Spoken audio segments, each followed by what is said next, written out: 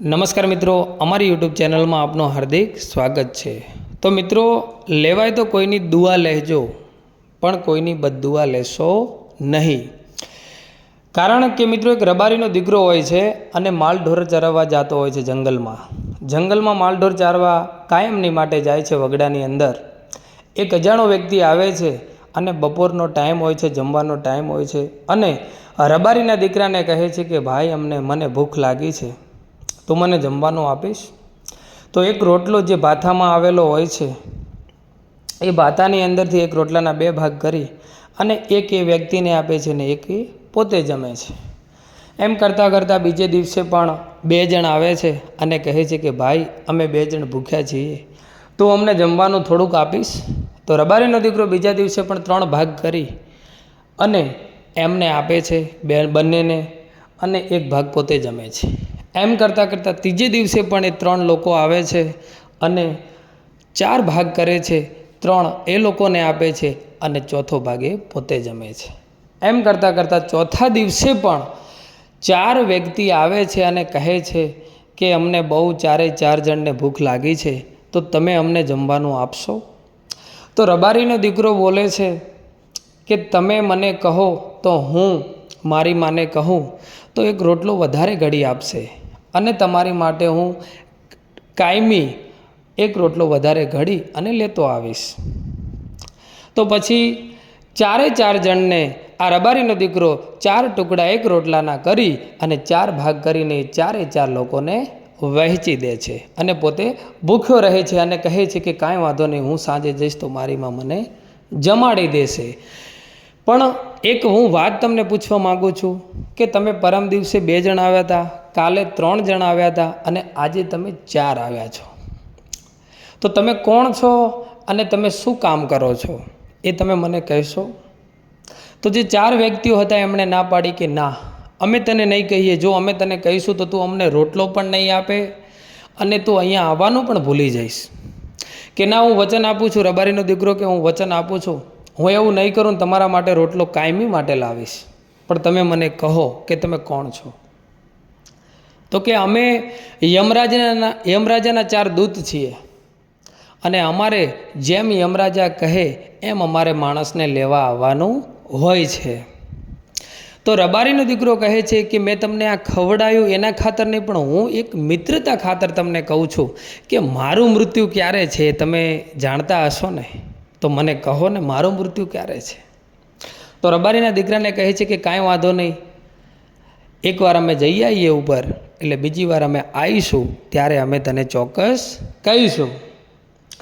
અને એમ કરતાં કરતાં ફરીવાર ભેગા થાય છે અને એ જ ટાઈમ જમવાનો હોય છે ત્યારે પૂછે છે કે મેં તમને કહ્યું હતું તમે જોઈને આવ્યા? કે હા, જ્યારે તમે 25 વર્ષના થાઓ અને જ્યારે તમે પરણવા જાઓ અને પરણી અને ઘરે આવો અને તમે તમારી પ્રીતમ જોડે જાતા હો, તો તમારા ઘરના જે ઘરનો ઉંબરો આવે એ ઉંબરાની અંદર તમારે નથી જવાનું, ઉંબરાની બહાર તમારું મૃત્યુ છે, તમે તમારી પ્રીતમને નહીં મળી શકો।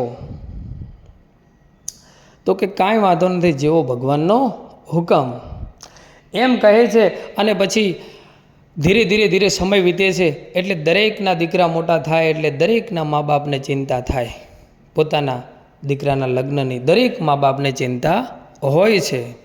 તો એમ કરતાં કરતાં આ માલધારીનો દીકરો, જે રબારીનો દીકરો હતો, એના મા બાપને પણ ચિંતા થઈ અને એમણે પણ સગાઈ કરી અને ટૂંકમાં કહું તો લગ્ન કરાવી દીધા। અને જે રાતનો ટાઈમ હતો, જે પોતાની પ્રીતમ પાસે જતા હતા, ત્યારે જે આ 4 દૂતો હતા એમાંથી એકને નાગ બની અને ડંખ મારવાનો હતો। આ રબારીના દીકરાને જે 4 દૂતો હતા એમાંથી એક દૂતને સાપ બની અને આ રબારીના દીકરાને ડંખ મારવાનો હતો।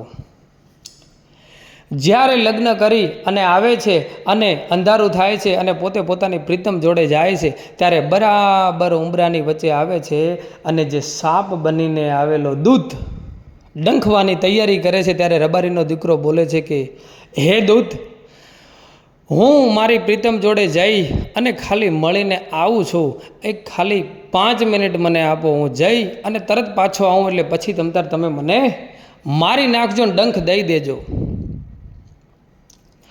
પણ યમરાજાની યાજ્ઞા પ્રમાણે દૂત એમ બોલે છે કે પણ આ જે ઉંબરો છે એ ઓળંગવા દેવાની ના પાડી છે, અમને પરવાનગી નથી, તો હું આજ્ઞાનું પાલન કરીશ. એટલામાં આ વાત પણ અંદર પરણીને આવેલી દીકરી પણ સાંભળે છે. અને બીજી બાજુમાં એ જે એમનું મકાન હતું એની બાજુમાં એક રસ્તો હતો, અને રસ્તા ઉપર એક ગર્ભવતી સ્ત્રી બોલતી આવે છે કે મેં 2-4 દિવસથી કાંઈ ગાધેલું નથી, મને કોઈક ટુકડો રોટલો આપો, મને કંઈક ખવડાવો, હું બેજીવતી છું, મને કોઈક કંઈક ખવડાવો. આ અવાજ જે પરણીને આવેલી દીકરી પાસે પડે છે, કાનમાં પડે છે. એટલે એ દીકરી જે પોતાના પિયરથી કાંઈ મીઠાઈનું બોક્સ કે જે કાંઈ લઈને આવી હશે સાસરામાં, એ તો હવે ઉંબરે વાત કરતા હતા, જે રબારીનો દીકરો અને જે આ દૂત હતો, જે સાપ બનીને એ બંને વાત કરતા હતા. એટલે દીકરીને તો એમ કે હવે તો મારો કાંઈ પરણો બચવાનો છે નહીં, તો હવે મારે આ મીઠાઈનું શું કામ છે. એમને જે યમરાજના દૂત છે એ ઉંબરાની અંદર ઘરમાં પ્રવેશ કરવાની ના પાડે છે, તો મારે આ મીઠાઈનું શું કામ છે. પછી એના પછેડા દ્વારા જે બોક્સ મીઠાઈનું હોય છે એને બારીએથી લટકતું કરી દે છે, અને બહેનને બૂમ પાડીને કહે છે કે લે બહેન, આ બોક્સ તું છોડી લે અને તું તારી ભૂખ શાંતિથી મિટાવી દે. પછી જે ગર્ભવતી, જે બેજીવતી સ્ત્રી હતી એ બોક્સ લઈ અને પોતે આરામથી જે પોતાને ભૂખ લાગી હતી એ એકદમ સંતુષ્ટ થાય છે, અને અંતરથી આશીર્વાદ મળે છે, અંતરથી દુઆ આપે છે કે હે ભગવાન, આ બહેને મને જે આ ખાવાનું આપ્યું, હું આ 5-5 દિવસથી ભૂખી હતી અને ભૂખી મરી જોત, પણ આ બહેને મારું પેટ ઠાર્યું, એવો એનો ચૂડીને ચાંદલો અમર રાખજો. એવું જ્યાં ભગવાનના કાને, જ્યાં ઉપર શ્રી રામ ભગવાન કો જે સૃષ્ટિનું સર્જનહાર, જે પાલનહાર કરે છે, ભગવાન વિષ્ણુ કહો તો, રામ કહો તો, કૃષ્ણ ભગવાન કહો તો, એ ડાયરેક્ટ વાત ત્યાં પહોંચે છે યમરાજ જોડે. અને યમરાજ ડાયરેક્ટ દૂતને કહે છે કે હવે તારે એને ડંખ મારવાનો નથી. એટલે મિત્રો કહેવાનો મતલબ એ છે કે આ ભાઈને દુઆ લાગી ગઈ. એવી જ રીતે આપણે પણ આપણા જીવનમાં થઈ શકે તો કોઈનું સારું કરવું, અને લઈ શકાય તો કોઈની દુઆ લેવી, પણ કોઈ દિવસ જીવનની અંદર કોઈની બદદુઆ લેવી નહીં.